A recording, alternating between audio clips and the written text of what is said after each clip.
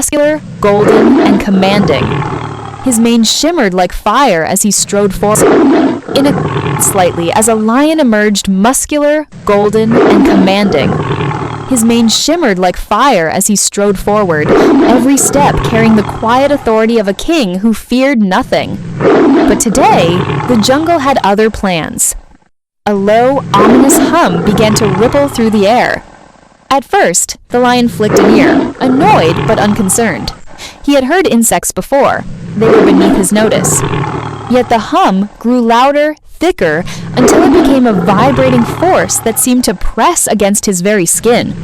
From the hollow of a nearby tree, a dark cloud poured into the sky.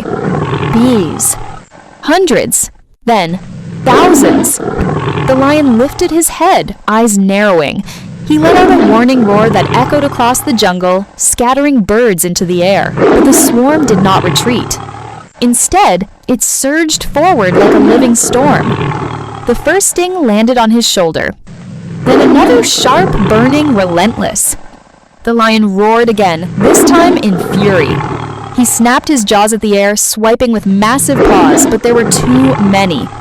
They buzzed around his face, his eyes, his mane, each tiny body armed with painful determination.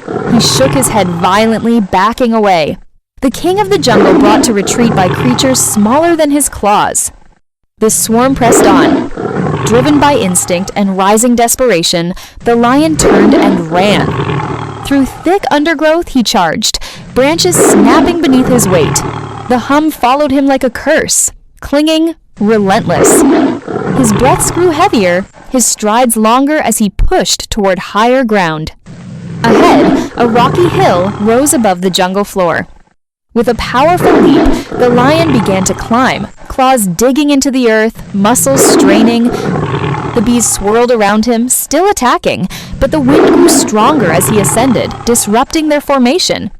At the top, a miracle. A narrow stream cut through the hilltop, its clear water glistening under the sun as it flowed steadily over smooth stones. Without hesitation, the lion lunged forward and plunged into the stream.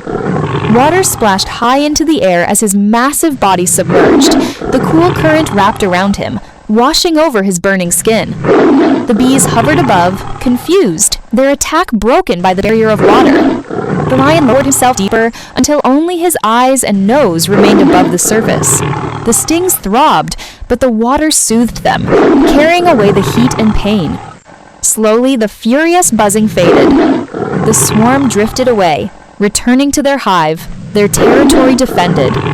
Silence returned to the hilltop. The lion remained in the stream for a long moment, breathing steadily, his pride bruised but his life intact. When he finally rose, droplets cascaded from his mane, sparkling like jewels in the sunlight. He looked back toward the jungle below.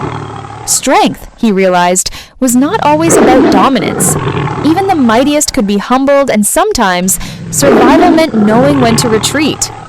With a final glance at the flowing stream that had saved him, the lion stepped onto the rocks and disappeared into the tree.